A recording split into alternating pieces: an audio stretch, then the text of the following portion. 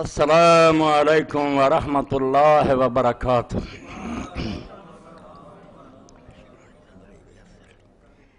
واحلل عقدۃ من لسانی یفقہوا۔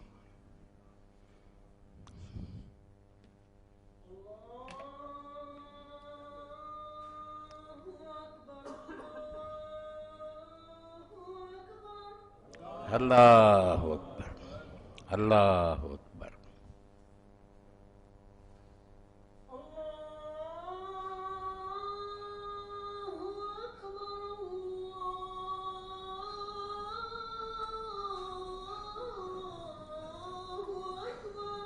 اللہ اکبر، اللہ اکبر۔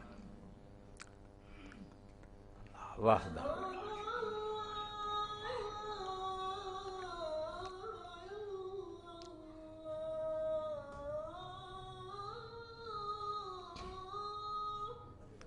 اشہد ان لا الہ الا اللہ۔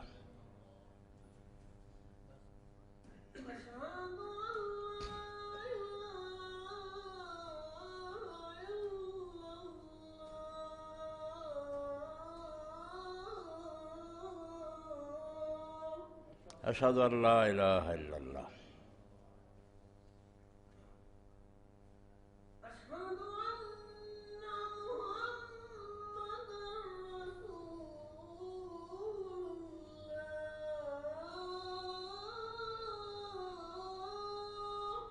اشہد ان محمد رسول اللہ۔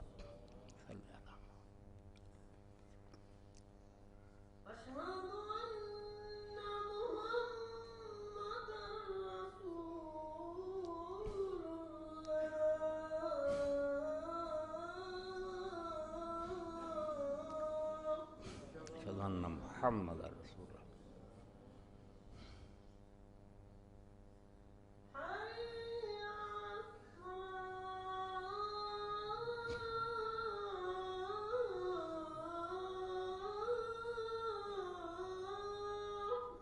لا حول ولا قوة الا باللہ۔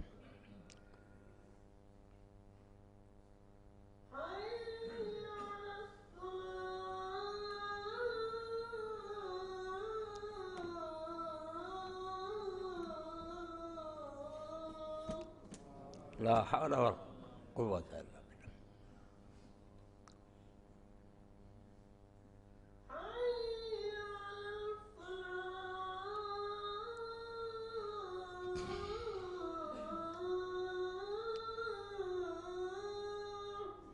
لا حول ولا قوة الا باللہ۔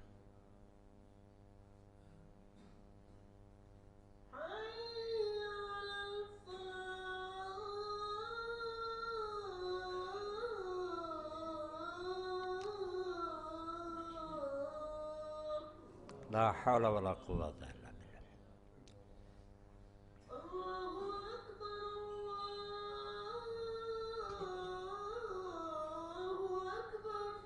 اللہ اکبر، اللہ اکبر۔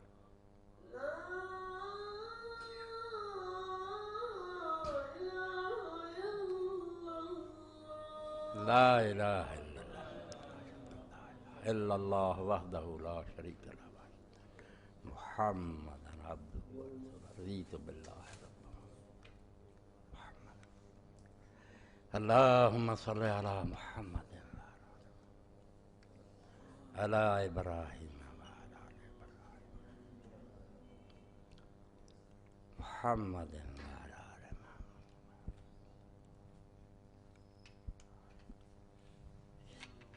اللہم رب هذه الدعوة التامة والصلاة القائمة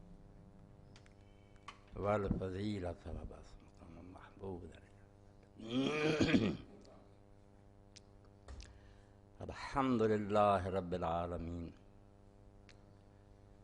وصلى الله تعالى على عبد الله ورسوله خاتم النبيين سيدنا ونبينا محمد وآله وأصحابه أجمعين، اما بعد۔ واجب الاحترام سامعین کرام، میں نے پچھلے خطبات میں بھی یہ بات درج کی تھی، اور اس سال کا آخری خطبہ اس سلسلے کا آج کا ہی ہے۔ بات تو ایسی ہے کہ اس کو بیان کرتا ہی جاؤں مگر ختم کر رہا ہوں۔ دین اسلام کو برباد کرنے میں جتنا دخل اس بات کا ہے، پچھلے جمعہ میں نے بیان کیا کہ تغلب اور تسلط کو بھی لوگوں نے انعقاد خلافت کا ذریعہ مان لیا کہ زبردستی کوئی حکومت پر مسلط ہو جائے، آئین کو توڑ کر حکومت سنبھال لے اور وہ قبضہ کر لے، اس کو ایک جائز صورت مان لیا حکمران ہونے کی۔ یہ وہ پہلی اینٹ ہے جس نے سارا دین ٹیڑھا کر دیا، بالکل ستیاناش کر دیا اسلام کا۔ دین اسلام میں خلافت منعقد ہونے کے لیے اور حکمران کے صحیح حکمران ہونے کے لیے اور کوئی صورت نہیں ہے، نہ استخلاف کا کوئی ولیعہد ہی کرے۔ حضرت ابوبکر جن کا حوالہ بھی بالکل غلط ہے، وہ صرف تجویز تھی، امت کے اہل و رائے سے مشورہ کیا، لوگوں سے پوچھا قبول ہے یا نہیں، بس انتخاب آزاد مرضی سے، جس میں ذرا برابر پریشر نہ ہو، نہ رشوت نہ دباؤ، امت آپ پسند کرے کسی شخص کو، یہ ایک طریقہ ہے خلیفہ بننے کا۔ اس کے علاوہ سب طریقے ناجائز اور باطل اور دین کے خلاف ہیں۔ کوئی کسی کو ولیعہد نہیں مقرر کر سکتا، کوئی زبردستی حکومت پر نہیں بیٹھ سکتا، یہ سارے غاصب اور ظالم ہیں جو امت کا حق چھینتے ہیں۔ اور جیسے ہر وہ شخص جس سے کوئی چیز چھینی جائے اس کے لیے لازم ہے کہ جب موقع ملے وہ اپنی مغصوب چیز کو غاصب سے چھین لے۔ ان حکمرانوں سے جس طرح اقتدار چھینا جائے اور جب چھینا جائے وہ عین دین ہے۔ ایک دن کے لیے بھی ان کو صحیح حکمران ماننا اپنے اسلام کی نفی، کوئی مسلمان نہیں مان سکتا کہ یہ جائز حکمران ہے، نہیں، بیٹھے رہیں۔ ان کو ہم کہیں گے کہ وہ بالفعل حکمران ہے، ڈی فیکٹو، سنبھالے ہوئے چلا رہے، ٹھیک۔ اور یہ بھی اللہ کے دین نے بہت اچھا کیا، جس کو نہ سمجھنے کی وجہ سے لوگ پریشان ہوتے ہیں کہ جب آپ بتاتے ہیں کہ یہ غلط حکمران آ گئے تھے بنو امیہ کے، بنو عباس کے، تو لوگ ان کے پیچھے نمازیں کیوں پڑھتے رہے، ان کو زکوٰۃ کیوں دیتے رہے، ان کی عمارت میں حج کیوں کرتے رہے، ان کے ساتھ مل کر جہاد کیوں کرتے رہے؟ تو اس بات کو بھی آپ شروع میں ہی سمجھ لیں کہ یہ غاصب ہیں، ظالم ہیں، مگر امت کا کوئی کام نہیں رکے گا، ہم کرتے رہیں گے، گناہ ان کو ہوگا، کام نہیں رکیں گے۔ اگر وہ شریعت کے مطابق فیصلے کریں گے تو علماء اسلام نے کہا اگر باغی بھی ہوں اور وہ کسی علاقے پر قبضہ کر لیں تو ان کے قاضی اگر شریعت کے مطابق فیصلہ کریں اور بعد میں حکومت وہاں کنٹرول حاصل کر لے تو ان کے قاضیوں کے فیصلے برقرار رہیں گے جو شریعت کے مطابق ہوں گے۔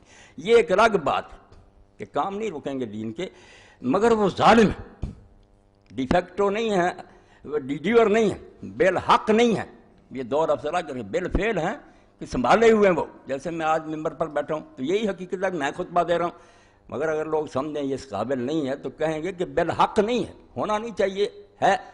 تو ایسے حکمران جو ان کے لیے لفظ کیا بالفعل، کہ واقعتاً تو وہ باغ ڈور سنبھالے ہوئے ہیں، بے شک ظالمانہ ہی، مگر وہ حق کے مطابق خلیفے نہیں ہیں۔ مگر جب یہ سمت نے آہستہ آہستہ ملوکیت کے جبر سے نظریہ ضرورت کے تحت، کوئی دلیل نہیں ان کو ملی، نہ کہیں قرآن و سنت میں آتا کہ جو زبردستی بیٹھتے ہیں وہ خلیفے ہو جاتے ہیں، مگر یہ ڈر گئے۔ تلواریں جو تھیں جو اتنی بے نعام تھیں کہ مسلم، یہ جامع ترمذی میں ہم پڑھتے ہیں کہ حجاج ابن یوسف نے جن کو دربار میں لٹا کر چھری سے ذبح میں جو مارے کے برگ 1,20,000 تو وہ گنے گئے۔ اب کون مرتا ہے ڈر کر گئے۔ اسی لیے حسن بصری فرماتے ہیں 1,00,000 آدمی ممبر کے پاس بیٹھا ہوتا تھا اور یہ خطبہ دیتا رہتا، بکواس کرتا، جمعہ کا وقت گزر جاتا، مغرب 3 نمازیں لوگوں نے کئی مرتبہ اکٹھی کی، ابھی جماعت جمعہ کی، پھر اسی وقت مغرب زور عصر کی، ساتھ ہی مگر ایک بندہ بھی نہیں کہتا تھا کہ اللہ کے لیے نماز تو پڑھو، تلوار۔ اتنا جبر و استبداد امت کو بے بس کر، اس لیے علماء اسلام بھی پھر ملوکیت کے زیر اثر یہ مسئلہ بیان کرنے لگے کہ جیسے خلافت جو ہے نا وہ انتخاب سے ہوتی ہے، اسی طرح اگر کوئی زبردستی بیٹھ جائے تو وہ بھی خلیفہ جائز۔ یہ نہیں کہ ٹھیک ہے وہ ظالم بیٹھا، نہیں، بالحق کہہ دیا کہ جب اس کا حکم چل گیا، یہی نظریہ ضرورت ہے جو ہماری عدالتوں نے پڑھا لی، بیٹھ گیا، اب کیا کریں۔ یہ پہلی اینٹ ہے جو غلط رکھی گئی، جس کے نتیجہ میں اس امت کی غیرت ختم ہو، ظالم بیٹھتے رہے، یہ تماشا دیکھ لیں۔ تو پہلی بات تو آپ یہ سمجھیں نچوڑ کے طور پر کہ متغلب اور متسلط خلیفہ نہیں ہوتا، اس کے لیے خلیفہ یا حکمران کا لفظ بولنا بالکل دین کے ساتھ ٹھٹا ہے۔ وہ ظالم ہے جب تک بیٹھا، غاصب ہے، جب بھی اسے اقتدار چھینا جائے چھیننا چاہیے، اگر نہیں چھین سکتے تو بے بسی ہے، اللہ سے دعا کریں، مگر اپنے دل میں اس کا احترام نہ کریں۔ جیسے حضور فرماتے ہیں ان کے لیے لعنت کرو، بددعا وہ کرتے رہے، آپ کے بس میں اتنا ہی کریں. جائز حکمران اگر آپ نے مان لیا، دل سے راضی ہو گئے، تو یہ ایسے ہی ہے کہ ایک شخص نے اپنا حق چھوڑ دیا. امت اپنے حق سے دستبردار ہوگی.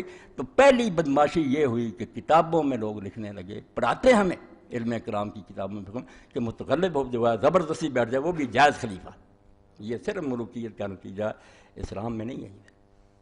اور اسی سے دوسری اینٹ پھر یہ رکھ دی کہ جو ایسا ہے نا وہ جو جی چاہے کرے، اس کے خلاف آپ ریوولٹ نہیں کر سکتے، کوئی کوشش نہیں کر سکتے اس کو تخت سے اتارنے کے لیے جب تک وہ کھلم کھلا کافر نہ ہو جائے. ورنہ وہ فاسق ہو جائے، زنا کرے، ظلم کرے، شراب پیے، لوگوں کے مال چھین لے، اس کے خلاف کچھ نہیں کر سکتے. اور اس بارے میں لوگوں نے کہہ دیا کہ اس پر اجماع ہو گیا. اب فقہا متفق ہو گئے، مگر یہ اجماع بالکل باطل ہے. یہ نہ قرآن سے لیا نہ حدیث سے، مجبوری. جب بے بس ہو گیا تو یہ مسئلہ گڑ لیا کہ کچھ نہ ان کے خلاف کوشش کر. اور اس کا برا نتیجہ جو میں نے دیکھا، سارا میں نے یہ دفتر کنگالا کہ اتنے اونچے آدمی ہیں، شاہ ولی اللہ رحمۃ اللہ علیہ اور امام شوکانی ہیں اللہ تعالی میں، مولانا شرعی تھانوی، یہ بھی کہتے ہیں کہ جو لوگوں نے پہلے ائمہ کے خلاف خروج کیا ان کو امام کہتے ہیں کہ یہ حکمران سے امام ہی. ان کے خلاف جو اٹھے نا حضرت حسین رضی اللہ عنہ، بعد میں بھی لوگ ان کو کہتے ہیں کہ وہ مجتہد ہیں، ان کی خطا پر کہتے ہیں کہ غلطی کی، اللہ انہیں معاف کرے. مگر اب یہ بات ثابت ہو گئی ہے کہ وہ کنجر ہوں، بدماش ہوں، ان کے خلاف جو خروج کرے گا، جہاد کرے گا، وہ باغی ہے، مجرم ہے. یہ فیصلہ دے دیا انہوں نے کہ ان کو معافی، ابھی انہیں علم نہیں ہوتا. اب یہ مسئلہ سامنے آ گیا اور متواتر حدیثیں اس بارے میں کہ ظالم خلیفے کے خلاف آپ کچھ نہیں کر سکتے. یہ باقاعدہ کتابوں میں لکھا ہے عدالت الخوا کہ اب جو کرے گا نا ایسی کوشش، اگر وہ ولی بھی ہوگا تو بخشا نہیں جائے گا، وہ مجرم ہے. خلیفے کو کھلا ہاتھ دے دیا، خلیفہ کہا. خرابی کیا ہوئی؟ آپ دیکھ لیں کہ جنہوں نے ان کو امام اور خلیفہ کہا نا، وہ حدیثیں جن میں آتا تھا کہ امام کے خلاف خروج نہ کرو، میں جانتا ہوں ان میں یہ خلیفہ شاہ ولی اللہ مراد نہیں تھے. یہ خلیفے نہیں، یہ غاصب ہیں. آپ جو نئے خلیفہ کہہ رہے ہیں کہ ان کے خلاف خروج نہ کریں، آپ دین سے ٹھٹھا کر رہے ہیں. وہ ان خلیفوں کی بات ہے جو امت نے چنے. وہ ٹھیک ہے کہ اگر ایک شخص امت کا منتخب ہے، لوگوں نے اپنی آزاد مرضی سے اس کو چنا، تو وہ اگر بدکاری پر بھی چل پڑے. یہ سن لیں، مسئلہ کلیئر کر دوں ورنہ آپ کو نہیں سمجھ آئے گا. یہ دین سیکھنا چاہیے. نماز روزے کو چھوڑیں، حکومت کی فکر کریں جو اسلام میں اصل ہے کہ دنیا پر راج کرنے کے لیے آپ آئے ہیں، نمازیں پڑھنے کے لیے نہیں آئے. اس میں یہ باتیں سمجھنی چاہیے کہ جائز حکومت کیا اور کب تک ہم نے ساتھ دینا، کب اس کو نہیں مانا. تو خلیفہ آپ کہتے کیوں اس کو کہ اس کے خلاف خروج نہ کرو؟ کس نے بتایا خلیفہ؟ چنا ہے اس کو کسی نے؟ یہ ظالم ہے، بدماش ہے، زبردستی قابض ہو گیا. جیسے میری زمین کو قبضہ گروپ چھین لے، وہ مالک ہو گیا کہ اس کی خرید و فروخت جائز ہو جائے. اور خلیفے کی بات کریں جس کو امت نے اپنی آزاد مرضی سے چنا، اس کے لیے یہی مسئلہ ہے کہ اگر وہ پہلے ہی فاسق ہے تو اگر امت بیعت بھی کرتی وہ بھی خلیفہ نہیں ہو سکے. یہ مسئلہ یاد رکھیں کہ اگر امت کی مرضی کے بغیر آیا پھر تو سرے سے نہیں.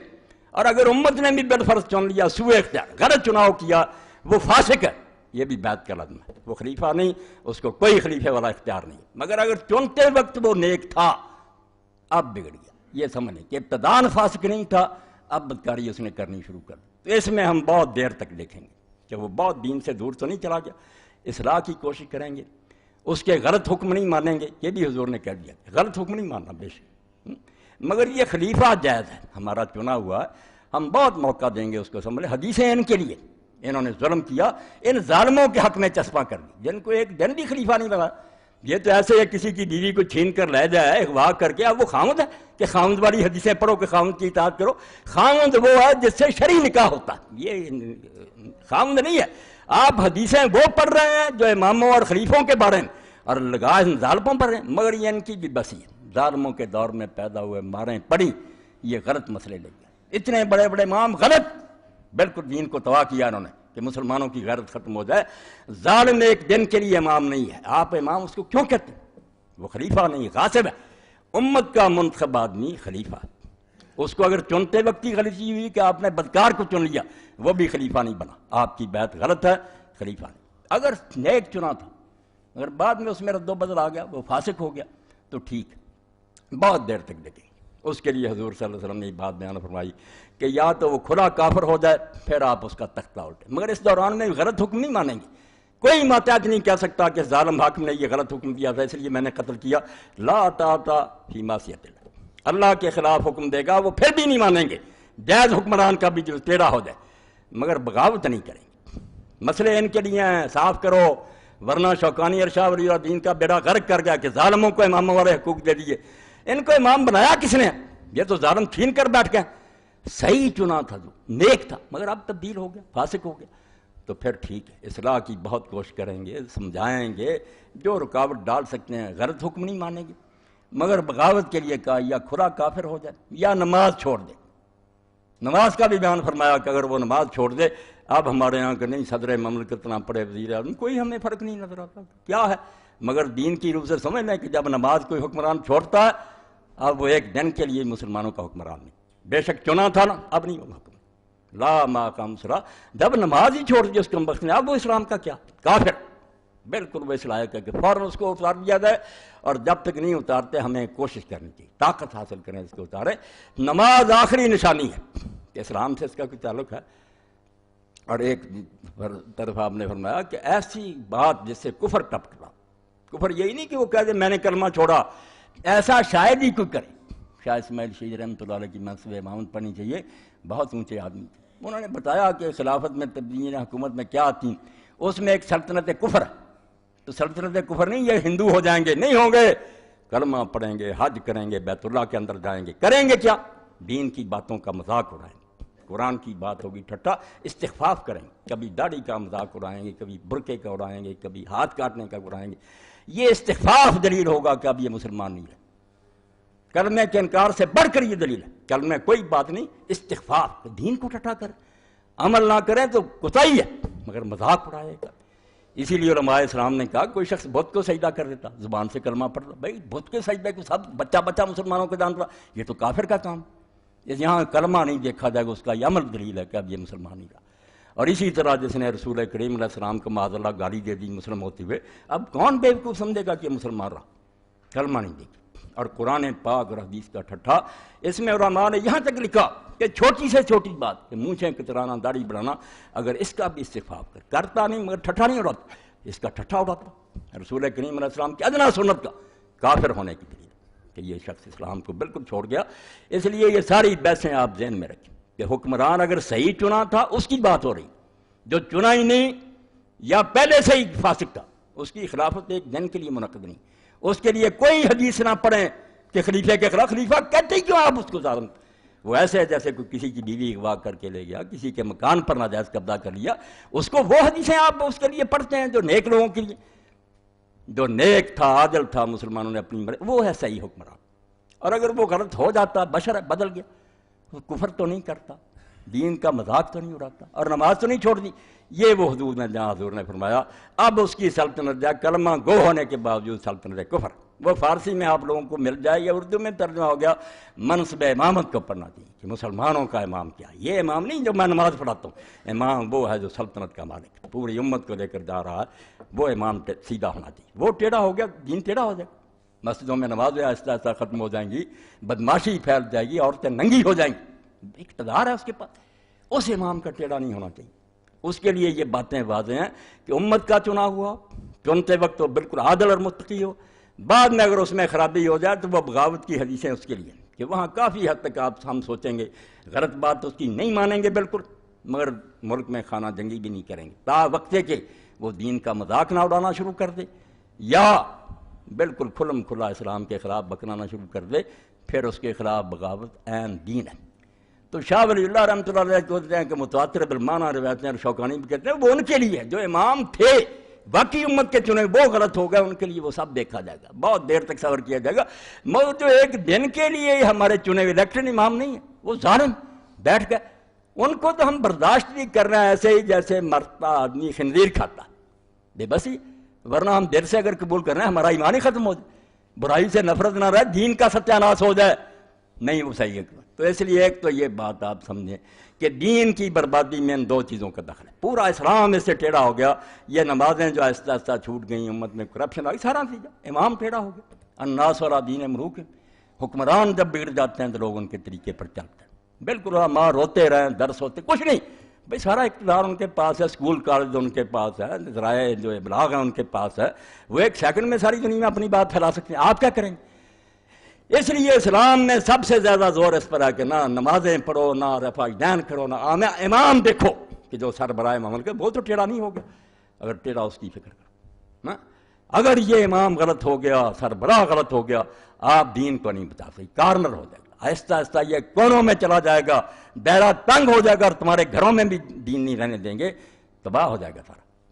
تو دو مسئلے کہ جو زبردستی بیٹھ جائے اس کو بھی علماء نے کہہ دیا کہ جائز خلیفہ، اور دوسرا یہ کہ جو چاہے کرے ہم اس کے خلاف بغاوت نہیں کر سکتے. تو اس بارے میں احکام القرآن میں امام ابوبکر جساس کہتے ہیں، اور ان اہل حدیثوں کا رونا روتے ہیں. پچھلی مرتبہ میں کہا کئی ناراض ہوتے ہیں، دین کی بربادی میں سب سے زیادہ دخل ان کا ہے. انہوں نے یہ مسئلہ گڑھا کہ یہ سارے جو ہیں یہ خلیفے ہیں، ان کے خلاف بغاوت نہیں ہو سکتی. بالکل جھوٹا مسئلہ، ظالموں کی پشت پانی انہوں نے کی. جو حدیثیں صحیح حکمرانوں کے بارے میں تھیں وہ ان ظالموں کو دے دیں کہ تم خلیفے اور امام ہو، تمہارے خلاف جو اٹھتا ہے وہ دوزخی ہے، تم بڑی بڑی ہو، بے شک زنا کرو، چوری کرو. یہ انتہا درجے کے ظالم. دیکھتے ہیں وَهَذَا إِنَّمَا أَنْكَرُ عَلَيْهِ أَغْمَارُ أَصْحَابِ الْحَدِيثِ الَّذِينَ بِهِمْ فُقِدَ الْأَمْرُ بِالْمَعْرُوفِ وَالنَّهْيُ عَنِ الْمُنكَرِ. کہ دین کیوں برباد ہوا؟ یہ بیوقوف جو اہل حدیث پیدا ہو گئے، حدیثیں پڑھنے والے، جنہوں نے حدیثوں کو نہ سمجھا کہ یہ تو الیکٹڈ رہنمائی کی بات ہے، جو امت کے چنے ہوئے، جو نیک تھے اب ٹیڑھے ہو رہے ہیں. باتیں تو ان کی تم ان ظالموں کو کہہ رہو کہ یہ خلیفے ان کے خلاف بغاوت نہ کرو، امت اکٹھی اٹھو نہ ورنہ تم دوزخ میں جاؤ. امت کب اکٹھی ہے؟ امت سے تو پوچھا ہی کسی نے. زبردستی بیٹھ گئے ہیں، رشوت دے کر بیٹھ گئے ہیں، ڈنڈے کے زور سے بیٹھے یہ حکمران. تو فرماتے ہیں کہ امام ابو حنیفہ رحمۃ اللہ علیہ نے جو کہا کہ یہ ظالم حاکم جو ہیں یہ حاکم نہیں ہیں، ان کے خلاف جب موقع ملے جہاد کا. میں اسی بات سے خوش ہوں کہ ان اہل حدیثوں سے 1000 درجہ بہتر تھا ابو حنیفہ رحمۃ اللہ علیہ، امام مالک رحمۃ اللہ، جو دین کو سمجھتے تھے، شروع میں تھے. یہ سب ان کے بعد پیدا ہوئے، یہ ظالموں کے دور میں پیدا ہوئے ہیں، انہوں نے ظالموں کو ساتھ دیا. امام احمد ابن حنبل نے، ابن تیمیہ نے، ان سب نے یہی مسئلے گڑھے کہ جو بیٹھ گیا ان کا ساتھ دو. یہ جھوٹے، بالکل جھوٹے ہیں. سچے امام یہ تھے دونوں، جو پہلی اور دوسری صدی میں سے جو اٹھے.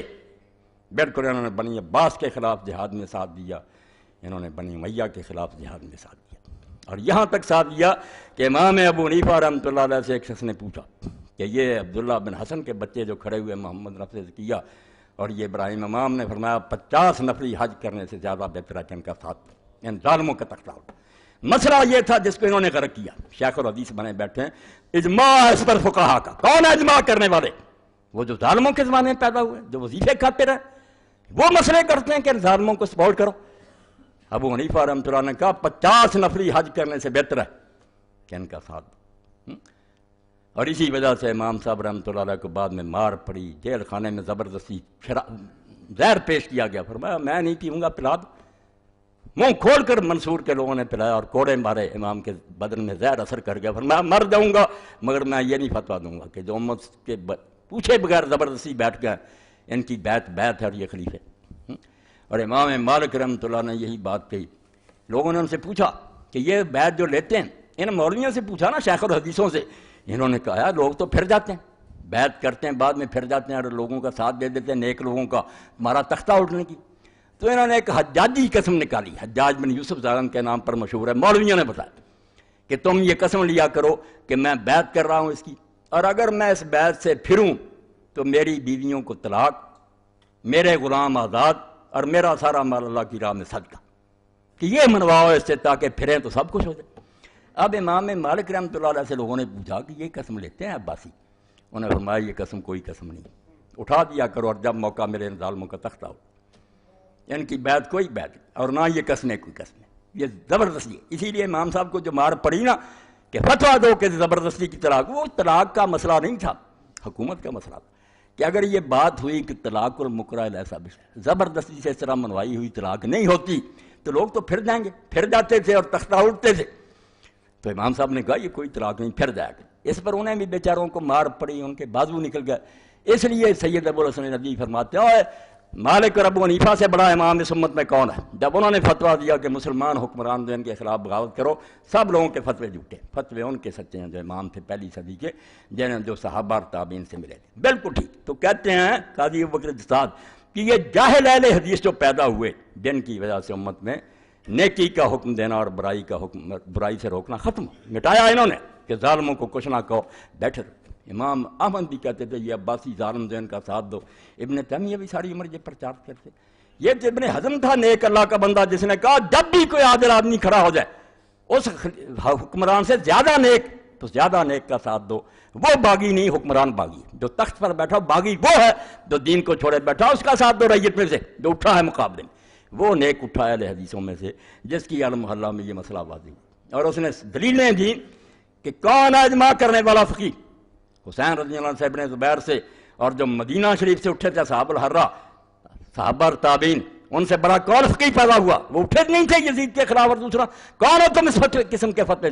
وہ نیک تھا، اسپین میں پیدا ہوا، حالانکہ بنو امیہ میں سے تھا ظاہری، مگر اس نے کہا سب جھوٹ بولتے کہ ان ظالموں کو یہ پکڑا دو کہ تم حکمران ہو.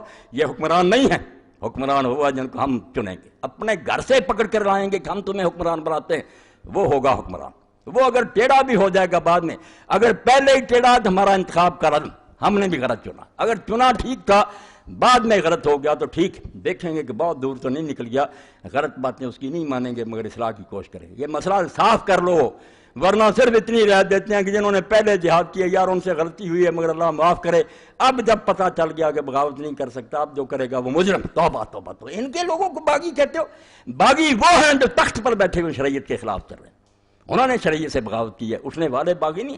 یہ حکمرانوں کی ڈکشنری ہے کہ رعایا کو باغی کہتے ہیں. دین میں باغی وہ ہے جو دین کو چھوڑے بیٹھا، خواہ وہ حکمران ہے خواہ رعیت. تو امام فرماتے ہیں جاہل اہل حدیثوں کی وجہ سے امت میں ختم ہو گیا یہ جذبہ کہ برائی سے ٹوکو اور نیکی کا حکم دو. حتیٰ تغلب الظالمون علی امور الاسلام. یا این ٹیڑھی ہو گئی. کہتے ہیں اسی کا نتیجہ نکلا کہ ظالم جو ہیں اسلام میں وہ حکومتوں پر چھا گئے. اسپین سے لے کر انڈیا تک بیٹھے ہوئے ہیں، ہزاروں سال تک راج کرتے رہے. لوگ صرف بیٹھے رہے، تماشا دیکھتے رہے، سلام کرتے رہے. ظالم مسلمان حکومتوں پر بیٹھ گئے. فمن کان ھذا مذہب فی الامر بالمعروف والنہی عن المنکر کیف یری امامۃ الفاسق. وہ کہتے ہیں تم لگاتے ہو کہ ابو حنیفہ رحمۃ اللہ نے کیا کہ بدماش کی حکومت جائز ہے، جس کا مطلب یہ تھا کہ 50 نفلی حج کرنے سے بہتر ہے کہ ان ظالموں کے خلاف جو اٹھے ان کا ساتھ. اور آپ دیکھتے ہیں کہ حضرت امام حسین رضی اللہ تعالیٰ جب اٹھے ہیں تو ان کا ایک ساتھی تھا جس کا حوالہ محمد اختر حیکر نے دیا. یہ کتاب میں نے پچھلی مرتبہ بیان کی تھی نا کہ یہ ایسی کتاب ہے کہ اگر دنیا میں اس کا ترجمہ ہو جائے مسلمان زندہ ہو. اور جس کا جب اس پر PhD کی ڈگری دی اوزائی یونیورسٹی کے لوگوں نے تو انہوں نے کہا اگر اس سے آگے کوئی ڈگری ہوتی دیتے. 3 جلدوں میں الجہاد والقتال، اس سے اعلیٰ کتاب اسلام میں کوئی نہیں لکھی. تو ایک فصل اس میں لکھی ہے کہ یہ ظالم جو حکومت پر بیٹھتے ہیں کون ان کو خلیفہ کہتا. پوری فصل اس قابل ہے قتال و مقتبس سلطنہ. یہ آپ کربلا نہ سمجھیں صرف ایک قصہ نہیں، دین کی بنیادی بات ہے کہ آیا جو تخت سنبھالے وہ مسلمانوں کا حکمران. قتال و مقتصب سلطن، کہ جو زبردستی حکومت چھینے مسلمانوں کے، اس سے جہاد لازم ہے. وہ ایک دن کے لیے ہمارا حکمران نہیں، اس سے حکومت چھیننی دین ہے. اس پر بحث کرتے جاتے ہیں اور یہی سمجھاتے ہیں کہ بھائی خلیفہ اور حکمران اس کو کہیں گے جو مسلمانوں کا چنا ہوا. آگے پھر دلیلیں دی ہیں، بحثیں کی ہیں، اور بعد میں پھر بتایا کہ یہ یزید جو کس نے اس کو چنا تھا. اس طرح میں نے بتایا 1 لاکھ روپیہ عبداللہ بن عمر کو، عبد الرحمن بن ابی بکر کو بھیجا امیر معاویہ نے. بعد میں کہا یار یزید کی بیعت کرو. انہوں نے کہا ہمارا دین اتنا سستا، کچھ لوگوں کو تلواریں دکھائیں کہ جو نہیں مانے گا یہ علاج ہوگا. یہ بیعت نہیں، جبر.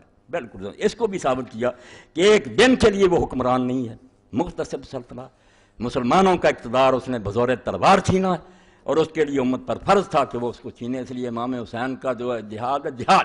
اور اس پر واقعہ لکھا ہے، انہوں نے تھوڑا لکھا مگر وہ حوالہ دیا کہ امام حسین رضی اللہ کے ساتھی کیا سمجھتے. تو حسین ابن علی رضی اللہ کے ساتھ جو لوگ لقتال قوات یزید ابن معاویہ المقتدر بالخلافہ، الفاظ سنیں 202 صفحہ ہے، فرماتے ہیں جو اس قوت کے ساتھ ظالم چھین کر بیٹھ گیا سلطنت، ہمیں اس سے بحث نہیں. یہ لوگ جو بے وقوف ہیں وہ شراب پیتا تو کوئی نہیں. میں نے کہا اگر وہ ابو بکر بھی ہوتا تو ظالم ہوتا.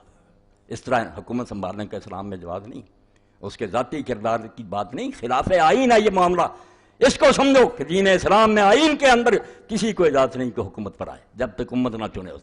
تو فرماتے ہیں یہ قوت کے ساتھ سلطنت کو جو غصب کر کے بیٹھا، اس پر اس کا نام نہیں لکھا، میں بتاتا ہوں.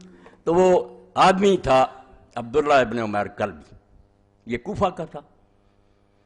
اس کا وہاں ایک مکان تھا، بڑا امیر آدمی تھا، بیوی تھی اس کی ام وہب. اس نے دیکھا کہ لشکر جو ہیں وہ اکٹھے کیے جا رہے ہیں. اس نے پوچھا کہ یہ فوج کدھر بھیجی جا رہی تھی. لوگوں نے بتایا کہ یہ امام حسین رضی اللہ کے مقابلہ میں عبید اللہ ابن زیاد بھیج رہا. تو اس وقت اس نے اپنے دل میں کہا جو انہوں نے لکھا واللہ لقد کنت علی جہاد اہل شرک حریصا، کہ اللہ کی قسم مجھے بڑا شوق تھا کہ میں مشرکوں سے جنگ کروں، کافروں سے جہاد کرنے کا مجھے بڑا شوق تھا۔ وَإِنِّي لَأَرْجُو أَن يَكُونَ اللَّهُ يَكُونَ جِهَادُ هَؤُلَاءِ الَّذِينَ يَغْزُونَ ابْنَ بِنْتِ رَبِيعٍ أَسْرَىٰ صَحَابًا مِنْ صَحَابِيَّ فِي جِهَادِ الْمُشْرِكِينَ۔ مگر اب مجھے اللہ سے امید ہے کہ مشرکوں کے ساتھ جہاد سے جو مجھے ثواب ملنا تھا اس سے زیادہ ثواب ہوگا جب میں ان ظالموں سے لڑوں گا جو اللہ کے رسول کی بیٹی کے بیٹے کے ساتھ لڑنے جا رہے ہیں، جو فرزند رسول کے ساتھ لڑنے کے لیے جا رہے ہیں، ان سے میں جہاد کروں گا تو وہ کافروں کی بجائے زیادہ مناسب۔ یہ ہے اصل دین جو گم کر دیا ان مولویوں نے فتوے دے دے کہ جو خبیث بیٹھ جائے حکمران ہے۔ اور وہ گیا پھر اپنی بیوی ام بہب کے پاس، اس نے کہا میں باب سن لا، میرا تیرا بڑا پیار تھا مگر میں نے ایک فیصلہ کر لیا۔ یہ بات ہے کہ میں نے لشکر دیکھے ہیں، وہ ظالم جا رہے ہیں فرزند رسول کے مقابلہ میں، اب میں جا رہا ہوں۔ اس نے کہا اللہ آپ کا یہ فیصلہ آپ کو مبارک کرے، میں ساتھ جاؤں۔ لے گیا، حضرت امام حسین رضی اللہ عنہ سے جا کر ملا، ساری بات سنائی۔ اب یہ لشکر میں جب گیا سر کاٹا، انہوں نے پھر بیوی کی طرف پھینک لیا، اس نے گود میں لیا، وہ ساری تفصیل آپ تبری میں پڑھ رہے ہیں، چوما۔ اس نے کہا اللہ تجھے جزائے خیر جو تیری نیت تھی وہ تو نے پوری کر۔ اس لیے اللہ کے بندو یہ پوری فصل جو ہے کیا کروں، یہ ساری جو ہے نا 160 سے 202 تک اس قابل ہے کہ کوئی اللہ کا بندہ اس کو چھپا دے، ورنہ مسلمانوں کو سمجھ نہیں آئے گی کہ ان کے ملکوں میں کیا ہو رہا، کیسے ڈاکو اور غاصب ہیں جو زبردستی حکومتیں سنبھالے بیٹھے ہیں۔ یہ فصل پوری چاہیے کہ یہ حکمران نہیں ہے، نہ ان کو کوئی امام کہے نہ خلیفہ کہے، وہ خلیفوں اور حکومتوں والی حدیثیں ان کے لیے نہ پڑھو اللہ کے لیے، یہ تو ظالم ہیں، آپ ان کو کیوں مدد دے رہے ہیں، کیوں وہ حدیثیں مسلمان غریبوں کے خلاف پڑھ رہے ہیں؟ اگر کوئی کوشش کرتا آپ کہتے ہیں باغی آپ جھوٹے ہیں جو دین کو نقصان پہنچا رہے ہیں، یہ حکمران نہیں، ظالم، ان کی حکومت ایک دن کے لیے صحیح نہیں۔ تو امام فرماتے ہیں اے ابو حنیفہ اس کو بدنام کرتے ہو جس نے زہر پینا قبول کر لیا، جیل میں کوڑے کھائے، مگر فرمایا نہیں میں ان ظالموں کا ساتھ نہیں دے سکتا۔ اور حضرت زید ابن علی امام زین العابدین کے بیٹے جب ہشام کے خلاف اٹھے، امام نے فرمایا کافروں سے جہاد کرنے سے زیادہ بہتر ہے کہ زید کا ساتھ، اور فرمایا اگر رسول اللہ نے اصحاب بدر کے بارے میں وہ شان نہ بیان کر دی ہوتی تو میں یہی کہتا کہ جو زید ابن علی کا ساتھ دیں گے ان کو وہی ثواب ہوگا جو بدر کی شہیدوں کا۔ امام ایسا غازی تھا، مجاہد تھا، یہی امام مالک تھا۔ یہ بعد میں ماریں کھا کر کانپ گئے کہ نہیں جو بیٹھ گیا، انہوں نے برباد کیا۔ یہ شکر ہے کہ بعد میں بھی ابن حزم رحمۃ اللہ علیہ نے اچھا لکھا، بہت اچھا لکھا کہ یہ کوئی خلیفہ نہیں، یہ میرے پاس کتاب جس کا میں نے ایک مرتبہ ذکر کیا تھا کہ اگر یہ کتاب مجھے نہ ملتی تو میں سمجھتا میری زندگی ضائع گئی۔ العواصم والقواسم، ایک العواصم من القواسم ہے، وہ لکھی ہے قاضی بکر کو، کچھ نہیں۔ یہ العواصم والقواسم فی الذب عن سنت بالقاسم، یہ مجھے وہاں فیصل یونیورسٹی سے ملی، وہاں میرے دوست سے بچہ لائبریری تھا، یہ ڈاکٹر حمید اللہ صاحب رحمۃ اللہ علیہ نے جو کتابیں دی تھیں اس کے فوٹو اسٹیٹ کرا کر بھیجی۔ سنت کے دفاع میں سے بڑی کتاب کوئی نہیں لکھی، اور امام شوکانی فرماتے ہیں یمن نے اسلام کو کچھ نہ دیا ہوتا سوائے اس کتاب کے، یہی کافی سنت کا دفاع، حدیث پر جو حملے ہوئے۔ اب ان لوگوں نے، یمن کے لوگوں نے کہا ہے محمد بن ابراہیم وزیر کیسے اہل سنت کے مذہب کو مانتے پھرتے جو کہتے ہیں کہ ظالم بھی خلیفے اور یزید کے خلاف اٹھنے والے باغی ان میں شامل ہو گیا۔ اس نے پھر اہل سنت کی کتابوں میں پوری فصل لکھی کہ آپ نے اہل سنت کی کتابیں نہیں پڑھی، یہ بیوقوف اور نادان ہیں جو ایسی باتیں کہتے ہیں، یہ پڑھو امام ظہبی اور سارے ابن حزم، سب ملعون کہتے ہیں یزید کے اور سارے، کوئی خلیفہ نہیں، اور اس نے بتایا، ورنہ وہ یمنی لے گئے تھے کہ یہ اہل سنت کا مطلب ہے جو ظالموں کی حمایت کرتا۔ تو امام نے پھر اس پر لکھا، اور یہ امام ابن حزم رحمۃ اللہ علیہ کا حوالہ بھی دیا جو سارے لکھ لیتے ہیں فتح الباری میں، کہ اجماع ہو گیا فقہ، اور کون سے اجماع جو جوتیاں کھا کر مان گئے کہ جو بیٹھ جائے ٹھیک ہے۔ امام نے کہا، امام ابن حزم فرماتے ہیں ورایت لبعض من نسب نفسه للامامۃ والکلام فی الدین فسور ذکر فی الاجماع، 76 صفحہ اور جلد ہے اس کی 8۔ امام ابن حزم آپ دیکھیں یہ نسلاً اموی ہیں، بنو امیہ سے، مگر عالم ہے، ظاہری ہے، کتاب و سنت کا دیوانہ تھا، المحلہ لکھی۔ وہ کہتے ہیں میں نے ایک شخص کو دیکھا جو اپنے آپ کو دین کا عالم کہتا ہے اور کتابیں لکھتا ہے، اس نے ایک کتاب لکھی ہے جس میں ذکر کیا اجماع کا کہ اجماع ہو گیا، ساری امت متفق، فاتا فی بکلام اللہ سکتان لکان اسلم له فی اخری، کہتے ہیں اس میں ایسی باتیں اس نے کہیں کہ اگر وہ اس سے خاموش رہتا، نہ لکھتا تو اس کی عاقبت کے لیے اچھا ہوتا۔ اس نے اپنی عاقبت گندی کی وہ سے لے کر ایسی باتیں کی، بل الخرسکان اسلم له، بلکہ وہ گنگا پیدا ہوتا تو اس کے لیے اچھا تھا، ایسی کتاب لکھنے سے وہ گنگا رہتا۔ امام لکھتا ہے جس میں دین کی غیرت تھی، وہ شیخ الحدیث نہیں تھا کہ چندے لو ملوکیتوں سے اور کھاؤ، مدرسے چلاؤ اور کہو ملوکیت ٹھیک ہے، ملوکیت جو اسلام میں کہ در دین اس ملوکیت حرام اس، اقبال فرماتے ہیں اس نبی کے معنی جس کے دین میں ملوکیت کفر ہے، بندہ ملک بن جائے کہ میں بادشاہ ہوں تو مسکات میں ساتھ دیتے ہو، ظالم بادشاہوں کا پیسے کھاتے ہیں، ان سے فنڈ لیتے ہیں اور مدرسے چلاتے ہیں، ان کی حمایت کرتے ہیں۔ تو فرماتے ہیں اگر وہ گنگا ہوتا اچھا تھا، وہ ابن مجاہد البصری المتکلم الطائی للمقرئ، کون ہے وہ؟ ابن مجاہد، بصرے کا رہنے والا، متکلم، قبیلہ تیس۔ فَإِنَّهُ ذَكَرَ فِي مَدَّا فِي الْإِجْمَاعِ، تو اس نے جو حوالے دیے ہیں کہ اس بات پر بھی علماء کا اتفاق ہے، اور اتفاق تو ہونا تھا، ڈنڈے پڑے سارے مان گئے، یہ قرآن حدیث کی بجائے بنا دیا، اینٹ ٹیڑھی کر دی۔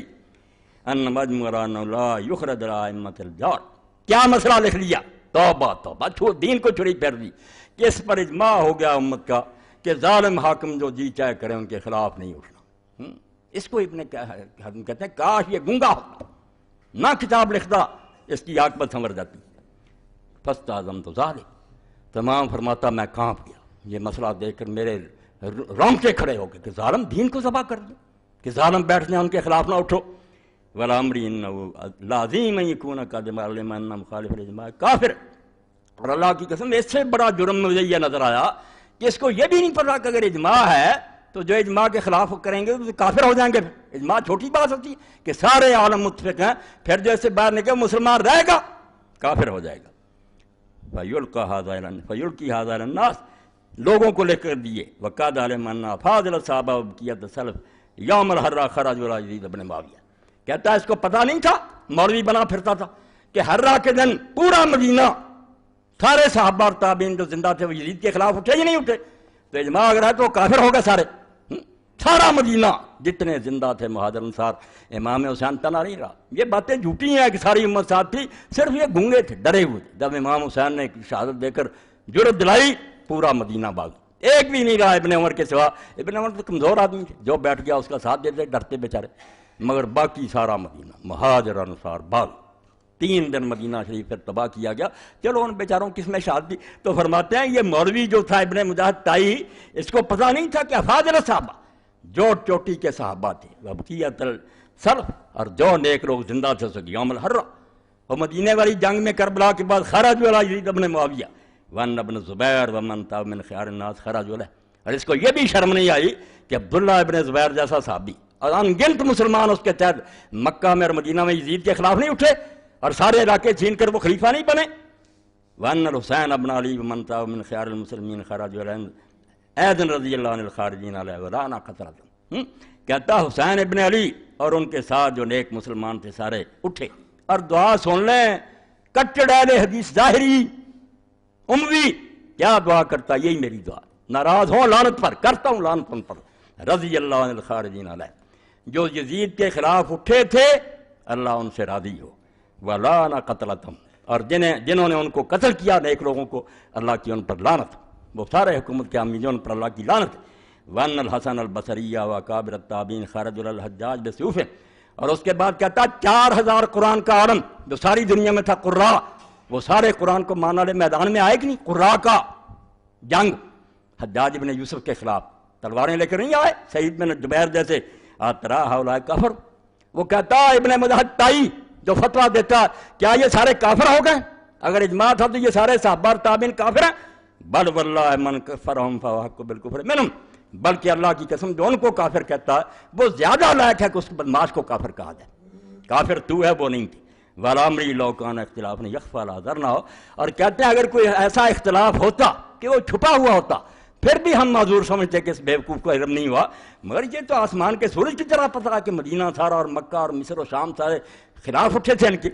وَلَٰكِنَّهُ مشہور یعرف اکثر من فی الاسواق والمقدرات فی قدورہن الاشتہار، مگر یہ تو ایسا مسئلہ ہے جو مشہور ہے جس کو بازاروں میں گھومنے والے بچے عورتیں بھی جانتے ہیں کہ مدینہ اٹھا تھا، حسین اٹھے تھے، تابعین اٹھے تھے، اور پردوں میں چھپی ہوئی عورتیں بھی جانتی ہیں کہ ایسا ہوا تھا۔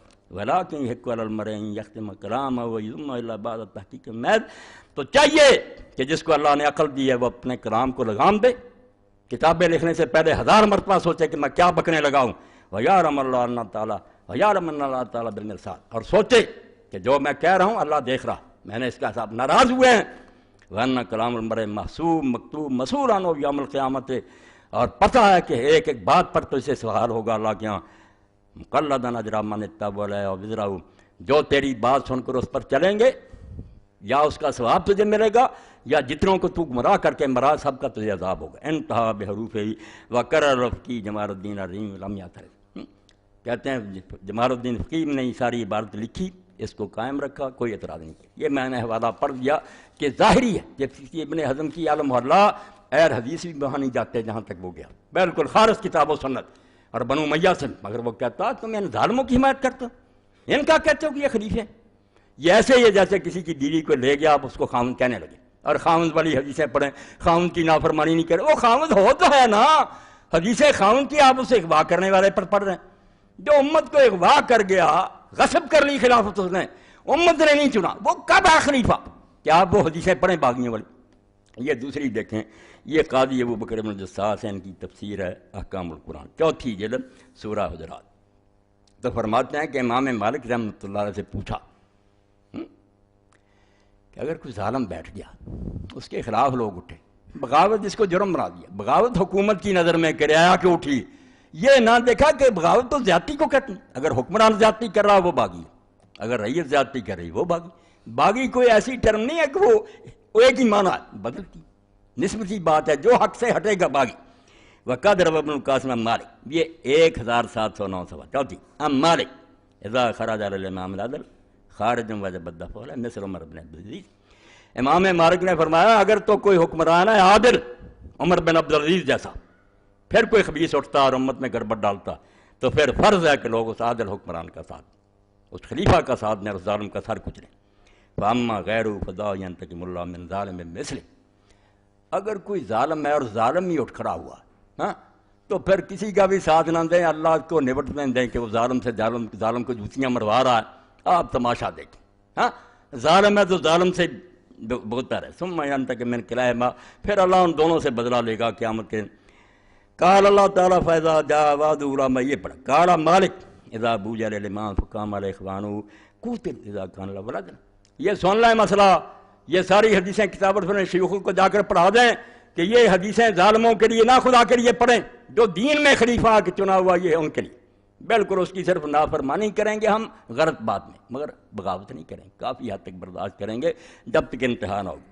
تو امام مالک فرماتے ہیں جب کسی امام کی بیعت ہو جائے، بیعت آپ نے کئی خطبوں میں سنا ہے، اس کا نام نہیں کہ میں کوشش کروں گا لوگوں سے ریفرینڈم کرا لوں، یہ تو پتہ کہ ڈنڈا ہے، لوگ بیٹھے ہیں اوپر، لوگ دیں گے ووٹ، بے شک 10% ہی آئیں، فرض کر لیا جائے گا 99% آئیں، ہم دیکھتے ہیں نا یہ تو آگے، یہ نہیں بیعت وہی ہے کہ سارے گھر میں بیٹھے ہیں، کسی کے پاس حکومت نہیں ہے، لوگ خود جا کر کہتے ہیں ابو بکر ہم آپ کو حکمران بنائیں، یہ بیعت کہ لوگ سودا بیچتے ہیں کہ ہم نے اپنی جو امانت تھی وہ آپ کے پر فرمایا جب خلیفے کی بیعت ہو جائے تو پھر اس کے بھائی اس کے خلاف اٹھ کھڑے ہوں، تو جنگ کی جائے گی ان بھائیوں کے خلاف اگر پہلا آدمی عادل ہوگا، پہلا حکمران عادل ہے نا، خام یہ اٹھ کھڑے فاما ہؤلاء فلا بیعۃ لهم اذا كان بوجر من الخوف، اور اگر یہ لوگ جو ہیں اپنے زمانے کے کہا بنو عباس بیعت ہو بھی لیتے تھے، بیٹھ گئے لو بیعت، کس کی موت آئی ہوئی کہ بیعت نہ کرے، ہاں جی ہاں جی ہاں جی ٹھیک ہے ٹھیک ہے ٹھیک ہے، ضمیر بیچنے والے تو ہر زمانے میں، تو امام مالک فرماتے فاما ہؤلاء فلا بیعۃ لهم، یہ ہمارے زمانے کے جو ہے نا منصور صفا وغیرہ ان کی بیعت کوئی بیعت نہیں ہے، بے شک ہاتھ میں ہاتھ لے لیں لوگوں سے منع، یہ بیعت کوئی نہیں، اذا کان ابوجہل من الخوف، ان کی بیعت لوگ خوف کی وجہ سے کرتے، ڈر سے وہ کرتے ہیں، یہ وہ بیعت نہیں ہے جو رضامندی سے ہوتی۔ تو یہ بھی بحث میں نے پڑھ دی کہ ظالم جو ہے نا ان کے خلاف اٹھنے والا جو ان کا ساتھ دو بشرط کہ وہ عادل ہو، دوسرا جو ہے وہ جھوٹا، وہ حکمران جو اس کا کوئی حق۔ یہ ہیں امام ابن حجر، یہ لکھتے ہیں 12ویں جلد فتح الباری، اب اس میں باغیوں کے بارے میں لکھتے ہیں، یہ پڑھ لیں، یہ سب ان کے پاس ہے، پڑھتے نہیں، فیصلے گھر میں بیٹھے کر لے ہیں کہ نہیں وہ حکمران جو تھا ان کا چچا ہے نا جو حکومت پر بیٹھ جائے اور اللہ کے بندے مر جائیں ولی صاحب بھی، وہ باغی۔ تو امام فرماتے ہیں یہ 285 اور 286 تو فرماتے ہیں فإن والا قسم ہے کہ دو قسم کے لوگ حکومت کے خلاف اٹھتے ہیں، ایک وہ ہیں جو بالکل مرتد ہوتے ہیں اور دین سے نکل جاتے ہیں، جیسے حضرت ابوبکر کے خلاف اٹھ کھڑے ہو کہ زکوٰۃ نہیں دیں گے، وَالثَّانِي مَنْ خَرَجَ فِي طَلَبِ الْمُلْكِ لَا لِلدُّعَاءِ إِلَىٰ مُعْتَقِدٍ، ایک دوسرا گروہ ہے جن کا کوئی نیا عقیدہ نہیں ہوتا، کوئی نیا ایمان نہیں ہوتا، وہ بھی مسلمان ہی ہوتے ہیں مگر وہ حکومت کے لیے اٹھتے ہیں، یہ کہتے ہیں سیاسی تھا تو کیسا جادو سر پر چڑھ گیا کہ سیاست نہیں تو اسلام ہے کس کا نام؟ آپ بڑے فخر سے کہتے ہیں کہ امام حسین کا جھگڑا سیاسی تھا، دین ہوتا شرم سے ڈوب مرتا۔ جس دین میں سیاست نہیں وہ ہندوازم ہے، وہ عیسائیت ہے، بدھ مت ہے، اسلام نہیں۔ اسلام میں تو پہلی بات ہی ہے کانت بنو اسرائیل تسوسہم الانبیاء، کہ انبیاء بنی اسرائیل سیاست کرتے تھے، حکومت کی بھاگ دوڑ نبیوں کے ہاتھ میں ہوتی تھی۔ اب حضور نے فرمایا نبی نہیں آئیں گے، خلفاء ہوں۔ یہاں سیاست عبادت مکاری نہیں ہے، ملک کا انتظام اللہ کے قانون کے مطابق چلانا نماز روزے سے بڑی عبادت ہے، امت کو ٹھیک لے کر چلو۔ ہم اللہ قسمین ہے، تو فرماتے ہیں یہ سلطنت کے لیے جو اٹھتے ہیں یہ بھی دو قسم کے، قسمن خرج غضب الدین میں اجل جعل الولاد ترک عمل بالسنت نبویہ فہؤلاء الحق۔ یہ ایک چھتری کافی ہے، سارا کربلا آ گیا اس میں، پہنچا دو ہر شیخ الحدیث تک کہ اگر بخاری پڑھتے ہو نکالو فدر باری۔ فرماتے ہیں ایک گروہ ہیں جو نکلے ہیں سلطنت کے لیے مگر اپنے لیے نہیں، وہ اقتدار اس لیے نہیں چاہتے کہ عیش کریں گے، معلوم غضب الدین، انہیں دین کا جوش آیا ہے من اجل جور الولاد، کیونکہ حکمران جو ہیں وہ غلط ہو گئے، حکمران ظالم ہو گئے، دین چھوڑ دیا انہوں نے، ترک عمل بسنت نبویہ، اور اللہ کے نبی کی سنت پر عمل کرنا انہوں نے چھوڑ دیا۔ اس لیے یہ بیچارے اٹھے ہیں کہ ہماری زندگی میں اللہ کے رسول کے دین پر عمل تم نے چھوڑ دیا۔ یہ کون ہے پھر؟ یہ باغی ہیں، فہؤلاء اہل حق، یہ باغی نہیں ہیں، یہ حق والے۔ اور کون ہے وہ؟ ومنہم حسین ابن علی واہل المدینہ فی الحرہ والقراء الذین خرجوا للحجاج، وہی ابن حزم والے حوالے، انہی اہل حق میں سے ہیں جو صرف دین کی غیرت سے اٹھے تھے۔ حسین ابن علی ہیں مدینے والے حرہ میں، اور وہ قاری ہیں 4000 قاری، ایک آدھا آدمی 4000 جو سارے شہروں میں تھا پوری دنیا میں حجاج کے مقابلے میں آیا۔ جانے دیجیے دیر و جماعت میں پڑھنا، کربلا پر نہ رک جانا، پتہ چلے کہ جو عالم اسلام میں قاری تھا نکل کھڑا ہوا، جانے دیے اور بعد میں تباہ ہوئے۔ تو فرماتے ہیں وہ قاری جو حجاج کے مقابلے میں اٹھے، وَقِسْمٌ خَرَجُوا لِطَلَبِ الْمُلْكِ فَاقْتَصَبَتْ كَانَ فِيهِمْ شُبْهَةٌ وَالْأَمْلَاءُ وَهُمُ الْبُغَاة۔ ایک ٹولہ وہ ہے جن کے پیش نظر کوئی دین نہیں، کوئی مقصد نہیں، صرف حکومت کا لالچ ہے، یہ باغی، اس گروہ کو باغی کہیں گے جو دین کے لیے جوش میں 286 اور 285 ہے۔ تو میں نے خلاصے کے طور پر آپ کے سامنے یہ مضمون بیان کر دیا کہ حکومت پر نظر رکھنا اہل اسلام کے لیے سب سے مقدم فرض ہے۔ نماز روزے سے زیادہ فکر یہ کریں کہ ہمارے ملکوں میں باغ ڈور جو سنبھالے ہوئی کیسے لوگ اللہ رسول کے مطیع ہیں، تو ان سے محبت دین ہے، ان کے لیے دعائیں مانگنا، ان کی خیر خواہی، ان کے حق میں یہ دعائیں کہ اللہ انہیں کامیابی لازم، اور اگر وہ ظالم ہیں ہم ان سے بغض کریں گے، حدیث پاک بغض کرو، ان پر لعنت کرو، اللہ سے دعائیں کرو کہ اللہ ان ظالموں سے جان چھڑاوے، اور جہاں تک ہو سکے ان کا کوئی ساتھ نہ دو۔ یہ دین ہے، بالکل یہ خلاصہ ہے، ورنہ فقہ اور حدیث کے دفتر اس پر ڈھیروں ڈھیروں، مگر غلط ہو جانے کی وجہ سے یہ فصل جو میں نے بیان کر دی نا، یہ ترجمہ کرا دو اللہ کے بندو، یہ 40-50 صفحے جو ہیں واضح کر دیا اس نے کہ حکمران سمجھو تو صحیح ہوتا کون ہے، جو تخت سنبھالے وہ حکمران، جو زبردستی چھینے گا وہ خلیفہ نہیں ہے، نہ اس کے لیے کوئی حدیث ہے، وہ ظالم ہے، اس سے حکومت چھینی فرض ہے، بغاوت نہیں ہے، عبادت۔ صرف دین والا جو ہے اس کے خلاف نہیں اٹھنا، اس کا ساتھ دینا، اس کا مدد کرنا، اس کی حمایت کرنا، یہ بالکل دین اسلام۔ باقی وہ بات بھی آپ ذہن میں رکھیں، کتاب میں لوگ لکھتے ہیں، حوالے دیتے ہیں کہ لو جی اس کے ساتھ جہاد کے لیے کیوں گیا پھر اگر وہ برا تھا؟ صحیح بخاری دیکھ لیں، ابو داؤد دیکھ لیں، یہ تو اللہ کے رسول نے مہربانی فرمائی کہ ہمارا کام رکا نہیں، فرمایا امام بر بھی ہوگا یا فاجر ہوگا، حکمران نیک ہوگا یا بدماش ہوگا، جہاد نہ روکنا، تم نہ دیکھنا وہ جہنم میں جائے، تم نیت نیک سے جہاد کرنا۔ جب نماز کی باری آئی فرمایا کوئی آدمی نیک ہو بدماش ہو نماز نہیں چھوڑنا۔ یہ بھی میں نے وحدت امت لکھی، یہ بھی میرا پوائنٹ یاد رکھیں، میں نے یہ انتشار نہیں چاہتا، میں یہ کہتا ہوں کام جو ہے یہ نہیں سٹاپ ہونے چاہیے، اس سے نفرت کرو، اس کو الگ کرنے کی کوشش کرو، دعائیں کرو اللہ کو موقع دے، مگر کام سب ہونے چاہیے۔ اگر حجاج ظالم جیسا بھی نماز پڑھا رہا گا، صحیح بخاری میں ابن عمر اس کے پیچھے نماز پڑھتے، یہی ان کی دلیلیں ہیں کم بختوں کی، بے علموں کی، کہ فلانے نے حج کرایا لوگوں نے کیوں پڑھا؟ بھائی کہیں دین میں آتا جو حج پڑھائے گا بری ہونا چاہیے، فاسق پڑھاتے رہے لوگ ان کے پیچھے پڑھتے رہے۔ علماء نے اس سے نتیجہ یہ نکالا کہ فاسق کی امامت بھی جائز ہے، اور جب دلیل تھی ہے کہ کیوں بدکار کے پیچھے نماز جائز ہے، فرماتے ہیں لوگوں نے حجاج کے پیچھے نہیں پڑھی، وہ افسق اہل البریہ، امام ابن فرماتے ہو کائنات میں سب سے بڑا بدماش تھا، لوگ اس کے پیچھے نماز پڑھتے تھے۔ اس لیے نماز جو مولوی کہے نا سن لو، کسی مولوی کی بات نہیں ماننی، ہر فرقے کے پیچھے پڑھو، ہر شخص کے پیچھے پڑھو، اس کے ہمارا اس کے ساتھ۔ دین میں کہیں نہیں آیا کہ شیعہ کے پیچھے نہ پڑھو، خارجی کے پیچھے نہ پڑھو، کو علی کو گاڑیاں دے دے بھگتا پھرے گا خارجی، نماز نہیں چھوڑ سکتے۔ ابن حزم رحمۃ اللہ علیہ فرماتے ہو ایک دن میدان عرفات میں ایسا اجتماع ہوا، لوگ یہ بھی بات نہیں میری پلے باندھتے، امت کی وحدت کے لیے قربانی دیں گے ہم، اس سے نفرت کریں گے وہ بے ایمان ہے، مگر نماز نہیں چھوڑیں گے۔ نماز اگر ہم الگ کریں گے دین کے ٹکڑے ہو جائے گا۔ نماز مسلمانوں کی وحدت ہے، کسی مسجد میں ہو رہی ہے، قبلہ پڑھ رہا، قرآن پڑھ رہا، تو 3 گروہ آ گئے میدان عرفات میں، تینوں کا آپس میں جھگڑا تھا اس زمانے میں حکومت کا۔ ایک طرف عبداللہ بن زبیر رضی اللہ کا کیمپ تھا، ایک طرف عبد الملک بن مروان کے لوگ تھے، ایک طرف نجدہ خارجی تھا۔ ابن عمر ان جھگڑوں میں نہیں آتے تھے کہ مسلمانوں کا فساد میں نہیں ہوں، مگر نماز ان سب کے پیچھے پڑھتے تھے، جو مسلح پر قابض ہو جاتا تھا یہ پڑھتے۔ تو لوگوں نے ان سے پوچھا کہ آپ نماز سب کے پیچھے پڑھ، فرمایا قرآن نے کہا تعاون علی البر والتقوی، جب نیکی کی کوئی آواز دینا حی علی الصلاۃ، تو میں کیوں نہ اس کی مانوں؟ اس وقت کوئی برائی کے لیے کہہ رہا، جب وہ کہے گا مسلمانوں کو قتل کریں نہیں مانوں گا، تو نماز نہ خدا کے لیے چھوڑیں۔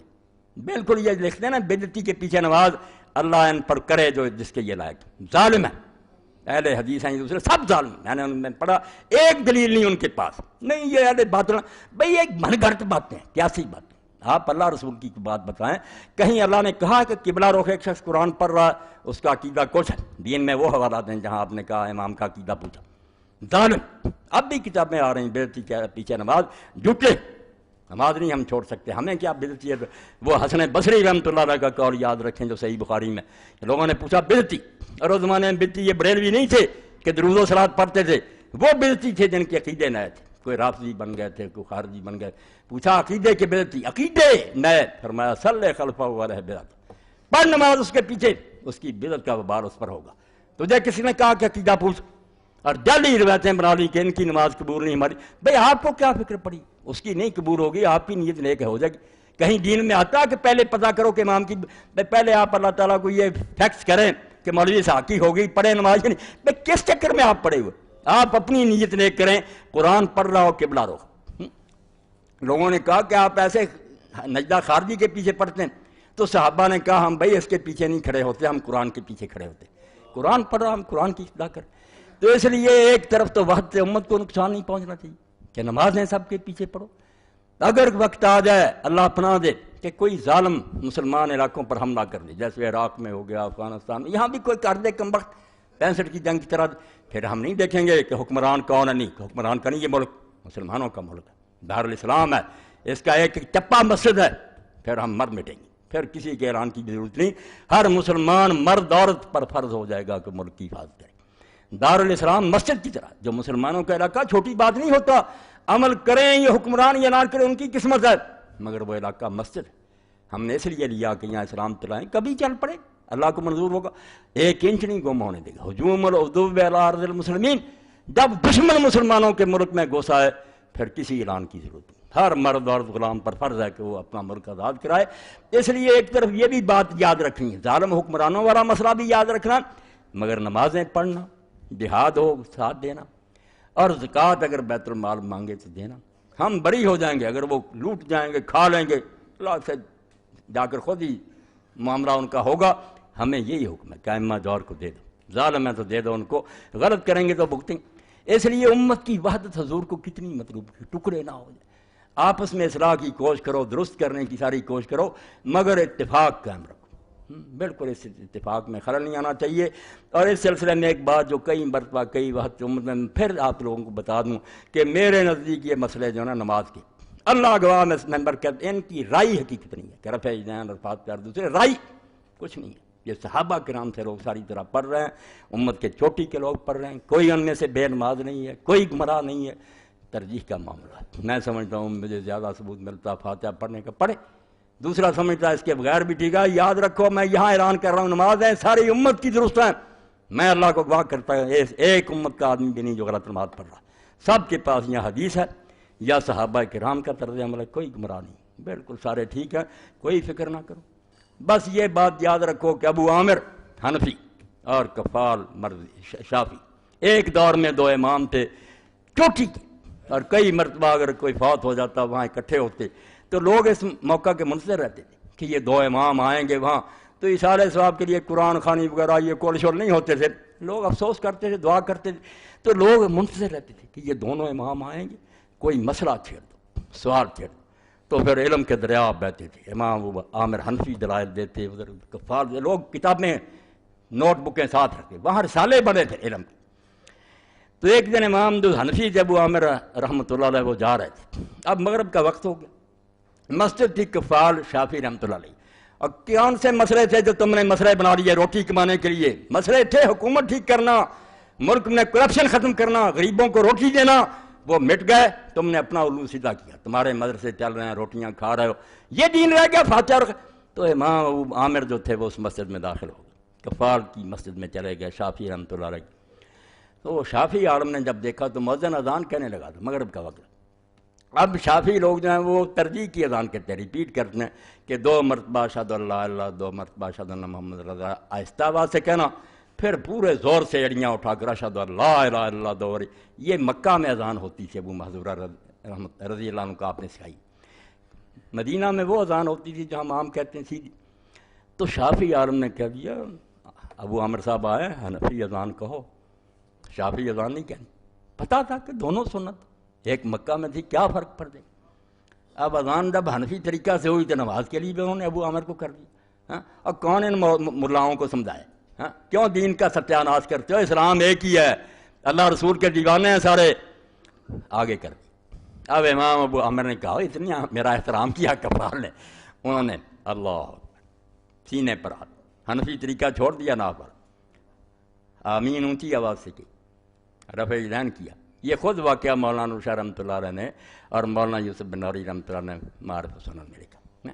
کتنی بڑی اونچی مثال کہ کوئی نمازوں کا نہیں بگڑتا، میں رفع یدین چھوڑ دوں، وہ حنفی کر لے، کوئی اچھوت نہیں ہو جائے گا۔ سب لوگوں نے یہ شرارتیں شروع کر رکھی ہیں، کوئی بات نہیں۔ کوئی اللہ کا بندہ جس کے سر پر آپ قرآن رکھ دیں کہ اللہ کو حاضر ناظر کیا ہے، صحابہ کرام میں دونوں طرح کے لوگ تھے، رفع یدین کرتے تھے، چھوڑتے نہیں، مانیں گے۔ امام ترمذی سے بڑا امام بخاری کا کون شاگرد ہے؟ وہ خود کہتے کہ کرنے والے بھی تھے، چھوڑنے والے۔ اب وہ صحابہ کرام بے دین مرے ہیں، توبہ توبہ، بے نماز مرے، اللہ سے ڈر جاؤ، بعد آ جاؤ۔ جو آپ کو پسند ہے وہ کرو، اور اگر اچھا کریں تو اس طرح کرو جیسے امام سفیان ابن عیینہ کرتے تھے، کسی نماز میں کر لیا کرو، کسی میں چھوڑ دیا کرو، تاکہ دل میں سے یہ نفرت اور کینہ جاتا رہے۔ آپ سمجھیں دونوں حضور کی سنت ہیں، فعلوا مرۃ وترکوا مرۃ۔ شاہ ولی اللہ فرماتے ہیں کبھی حضور کسی نماز میں کر لیتے تھے، کسی والکل سنہ، دونوں ہی سنت ہیں، بلے کل نسل اصیل، دونوں کی بڑی گہری بنیادیں ہیں۔ مگر فرقہ پرست مولوی یہ بات نہیں کہے گا، ملا یہ جس کو کہتے ہیں نا، ہے دونوں نے گالی بنا لی مگر بات ٹھیک، ملا یہ یہی ہے، تعصب ہے، تشدد ہے، دوسروں کو مسلمان نہ سمجھیں۔ تو اللہ کے لیے یہ اس سال کا میرا آخری خطبہ تھا اس خلافت کے بارے میں۔ اللہ تعالیٰ مجھے اور آپ سب کو خیریت سے رکھے، اور حکومت اسلامیہ کے لیے ہمارے دلوں میں تڑپ پیدا کرے۔ آپ اپنی نمازوں میں روئیں کہ اللہ وہ دور آئے رسول اللہ کا، ابو بکر عمر کا، عثمان علی کا، ایسا دور جس میں خلافت راشدہ ہو، خلیفہ پھٹے کپڑے پہنے، لوگوں کے مکان اچھے ہوں، اس کا گھرا ہوا، وہ رات کو گھومے کہ غریبوں کی خبر لے، وہ بابرکت دور زمین پر آ جائے، واشرقت الارض بنور ربہا، اور یہ زمین اللہ کے نور سے چمک اٹھے، جلوے چمکے، غریبوں کو بھی جنت مل جائے۔ اس کے لیے کوئی کوشش کرو جو اصل دین ہے۔ یہ چھوٹے چھوٹے مسئلے کوئی نہیں، یہ وقت گزاری کے لیے، اپنی دکانیں چمکانے کے لیے ہیں۔ وآخر دعوانا الحمدللہ رب العالمین، وصلی اللہ تعالی علی خیر خلقہ محمد وآلہ واصحابہ اجمعین۔ بسم اللہ۔ الحمدللہ۔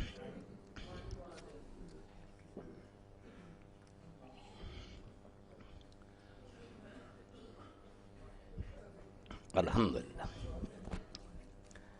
الحمدللہ وسلام علی عبادہ الذین اصطفیٰ۔ سب سے پہلے یہ اعلان سن لیں، ہماری مسجد کے جو قاری صاحب ہیں، میرے بھائی عبد المنان صاحب، وہ دیر سے مجھے کہہ رہے تھے اس بارے میں، تو اب ان کی باری آئی۔ تو اللہ کا ایک دیندار اور نیک بندہ ہے، مگر امیری غریبی اللہ کے ہاتھ میں۔ اللہ نے اس کی آزمائش کی، 5 بچیاں دی، بیٹا نہیں 5 بچیاں، تو 4 کی وہ شادی کر چکا ہے، اب آخری بچی ہے غریب۔ اب آپ سب کے دل اس فکرہ سے ہل جانے چاہیے، اور آپ سب کو چاہیے کہ جو کچھ آپ زیادہ سے زیادہ تعامل کر سکیں، یہ سمجھ کر کہ اس غریب کی بچی نہیں، میری اور آپ کی بچی، بالکل اس کی مدد کرائیں۔ آپ نے، اللہ کے رسول نے فرمایا، جو کسی مومن کا دل خوش کرتا ہے وہ دراصل مجھے خوش کرتا ہے۔ رشتہ تو یہی ہے نا کہ حضور کا امتی ہے، اور جو مومن کو مجھے خوش کرتا ہے وہ اللہ خوش کرتا ہے۔ اس لیے میرے بھائی، آج آپ اس سلسلہ میں زیادہ سے زیادہ تعاون کریں، اور کوتاہی نہ کیا کریں کہ تھوڑا بہت دے کر جان چھڑا لیا کر۔ اللہ نے آپ کو بہت دیا، لائٹنگ بچوں کی شادیوں پر میں دیکھتا ہوں لاکھوں کا خرچ ہو جاتا، مگر غریب کی بچی کے لیے جب کہتے ہیں تو آپ 10-20 ہزار بھی نہیں دیتے، تو یہ قابل افسوس حال ہے کہ مال اللہ کا ہے، اس کا بندہ جو ہے اللہ نے اس کو غریب بنایا۔ میرا آپ کا امتحان کیا کہ یہ میں نے بھیجا ہے، کوئی نہیں آتا۔ امیر المومنین علی رضی اللہ عنہ فرماتے ہیں ان المسکین رسول، جب مسکین آ کر سوال کرتا ہے تو دھوکہ نہ کھا، وہ مسکین نہیں آیا، اللہ کا قاصد آیا۔ وہ ایسے ہی ہے جیسے انسپیکٹر آتا ہے نا ٹیکس لینے کے لیے، چائے منگواؤ، چودھری صاحب آئے، کرسیاں دو، عزت کرتے ہیں کہ دنیا کے حکمران کا یہ بھیجا ہوا۔ فرماتے ہیں اللہ کا بھیجا ہوا، اللہ نے ازواج کے لیے بھیجا کہ تجھے امیر بنا دیا، مال میں نے دیا، یہ بندہ میں نے بھیجا، میں دیکھوں گا۔ اور اسی لیے قرآن میں جب ہم پڑھتے ہیں نا کہ برات یم الخبیث من الطیب، میرے راستے میں نکمی چیز دینے کا سوچنا بھی نہ، ورنہ میں اپنے حلم کی وجہ سے برداشت کرتا ہوں کہ تمہیں زندگی دیتا ہوں، ورنہ زمین میں دسا دوں کہ مال میرا، اور جب میرے نام پر مانگا تو تم نے ٹکا دے کے ترخا دیا۔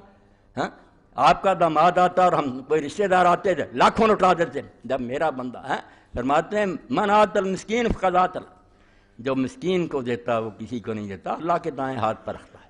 وَمَن الْمِسْكِينَ فَقَدْ مَنَعَ اللَّهُ، اور جو مسکین کو خالی لوٹا دیتا، مسکین کا تو شاید کام کسی اور جگہ سے ہو جائے، مگر یہ کمبخت مجرم ہو گیا کہ اس نے اللہ کے نام کی یہ قدر کی کہ اللہ کے نام پر۔ تو آپ زیادہ سے زیادہ اس بارے میں تعاون کریں، اللہ آپ کو اجر، اللہ تعالیٰ قبول فرمائے اجر۔ یہ کیا فتاوی آن لائن کی ہر اتوار کی تمام سیریز بائر سٹال پر موجود ہیں۔ ہر اتوار کو میں عصر سے مغرب تک سوالوں کے جواب دیتا ہوں، وہاں کوئی کال کی قیمت نہیں، آپ جب چاہیں سوال کر سکتے ہیں، مرد عورت۔ 0800 11777 اس نمبر پر آپ کال کر کے پوچھ سکتے ہیں جو جیتے۔ تو اس کی سیریز بنی ہے، بڑے قیمتی سوالوں کے مولانا جوابات دیے ہیں، موتیوں کو تمام ساتھی حاصل کریں۔ سیریز 1 نمبر اور ریکارڈنگ بہترین ہے۔ اس کے علاوہ ایک مجلس کی 3 طلاقیں، یہ زاہد صاحب میرے بھائی بیٹھے ہیں، انہوں نے چھپا دی تھی، بہت اچھے کاج کر، یہ بھی ہر شخص بات رکھے، کیونکہ روزانہ یہ فتنہ اٹھتا کہ کوئی شخص 3 طلاق دے دیتا بیوقوفی سے، تو یہ مولوی حضرات کہتے ہیں تینوں ہو گئیں، حلالے کرو۔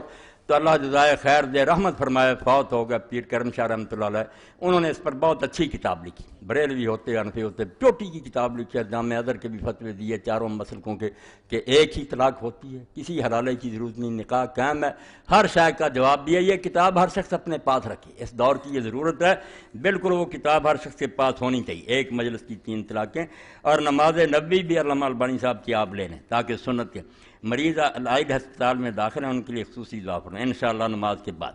یہ کیا ہم نے کچھ عرصہ پہلے یہ اعلان سن لیں، پہلے بھی کئی مرتبہ ہوا مگر وقت قریب آ رہا، صرف 1 مہینے کے قریب رہ گیا، انشاءاللہ ہمارا قافلہ عمرہ کے لیے روانہ ہو جائے گا۔ بہت لوگوں نے لکھوا دیے نام، تو یہ آپ بھی سن لیں۔ ہم نے کچھ عرصہ پہلے عمرہ کے لیے اعلان فرمایا تھا، جو لوگ عمرہ پر جانا چاہتے ہیں وہ لوگ 25 مارچ تک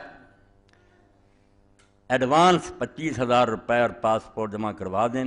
کل خرچہ کھانے کے علاوہ 40,000 روپے، تقریباً 40,000، رہائش، زیارات، جدہ، مکہ، مدینہ، واپس مکہ اور واپس جدہ شامل ہو۔ جو لوگ جانا چاہتے ہیں وہ فون نمبر پر رابطہ کریں، یہ زاہد بھائی بیٹھے ہوئے ہیں، ان سے ملاقات کر لیں، اور 25 مارچ تک وہ لوگ اپنے نام بھی لکھوا دیں اور 25,000 پیشگی جمع کرا دیں، پاسپورٹ وغیرہ بھی تیاری کریں۔ دعا ہے کہ اللہ تعالیٰ اس آخری عمر میں بالکل وہ اقبال کی طرح تمنا ہے، بیں پیری رہے یثرب گرفتم، فرماتے ہیں بوڑھا ہو گیا ہوں، تصور میں کہتے ہیں، اور مدینہ شریف کے راستے پر چل رہا ہوں۔ اپنے خیال میں بیچارے سوچ رہے نا وہ نصیب نہیں ہوا، مگر میری آرزو یہی ہے کہ ہم سب کو اللہ تعالیٰ آخر عمر میں یہ موقع دے، زندگی کا تو اعتبار ہی، بیں پیری رہے یثرب گرفتم، نواخاں سرور ہے آشکانہ۔ اپنے خیال میں کہتے ہیں مدینہ شریف کو جا رہا ہوں بڑھاپے میں، اور نشے میں حضور کی نعتیں پڑھتا جا رہا ہوں، چواں مرغے کے در صحرا سرے شام، کشاید پر بفکر آشیانہ۔ کیسی مثال دی ہے کہ جب پرندے کا وقت ہوتا ہے شام کا تو وہ پھر اپنے پر کھولتا ہے اپنے آشیانے کی طرف جانے کی، اور مومن کا اصل آشیانہ مکہ اور مدینہ ہی ہے۔ کتنے ترستے ہیں کہ وہاں موت آ جائے، حضور کے روضہ کے سائے میں دفن ہو جائیں۔ جو شیخ الہند محمود الحسن رحمۃ اللہ علیہ تھے، جو بند کے بانی تھے، تو ان کے نواسے تھے، وہ پیامی تخلص کرتے تھے شاعر سے، بات جب آ جاتی ہے پھر مزہ آتا نا مجھے، میں پھر ختم نہیں کرتا۔ تو جلسہ ہو رہا تھا اسکول میں، لوگ سیرت النبی پر تقریریں کر رہے تھے، تو پیامی رحمۃ اللہ علیہ نے ایک شعر پڑھا جس پر ہیڈ ماسٹر سے لے کر پھر سارا مجمع بچے روئے۔ پیامی صاحب نے کہا پیامی موت سے ڈرتا نہیں، پر آرزو یہ ہے کہ پہنچے روضہ خیر الورا پر موت سے پہلے۔ موت کی تو فکر نہیں، مگر اللہ مرنے سے پہلے روضہ رسول پر بولا پیامی موت سے ڈرتا نہیں پر آرزو یہ ہے کہ پہنچے روضہ خیر الورا پر موت سے پہلے۔ تو اس سلسلہ میں یہ لوگ آرام سے کریں۔ ماں مارد کا معنی عفت، یہ بچیوں کے لیے بہترین چیز ہے، یہ آپ لے گئے مولانا فقیر اللہ صاحب سے اپنی بچیوں بیٹیوں کے لیے تحفہ لے جایا کریں۔ خواتین ہی لکھتے ہیں، ان کتابوں کا بھی اعلان کریں، فکر اسلامی یہ بھی مولانا فقیر اللہ کے پاس ہے، باتیں یہ بھی قرآن میں ہیں، اصلی قسم کے اعلیٰ قسم کے تبرکات بھی حاضر خدمت ہیں۔